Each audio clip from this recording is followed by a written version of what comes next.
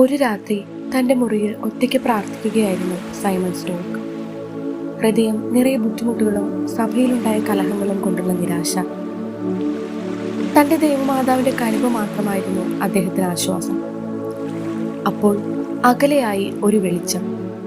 മൃദുവായ കനിവോടെ പരിശുദ്ധ കർമ്മല മാതാവ് പ്രത്യക്ഷപ്പെട്ടു. കയ്യിൽ ബ്രൗൺ സ്കാപ്പുലർ പിടിച്ചുകൊണ്ട് പറഞ്ഞു, "ഇത് എൻ്റെ വസ്ത്രമാണ്, എൻ്റെ മകനായ യേശുവിൽ നിന്നുള്ള ഒരു സംരക്ഷണ ചിഹ്നം. ഇത് ധരിക്കുന്നവർ ഒരിക്കലും നഷ്ടപ്പെടുകയില്ല." ആ രാത്രിയെ തുടർന്ന് കർമ്മലൈറ്റ് സഭയ്ക്ക് പുതിയ വാതായനങ്ങൾ തുറന്നു. തീർത്ഥാടകർ, വിശുദ്ധർ, പാപ്പാമാർ എല്ലാവരും ഈ സ്കാപ്പുലർ ധരിച്ചുകൊണ്ട് അമ്മയുടെ സംരക്ഷണത്തിൽ അഭയം തേടി തുടങ്ങി.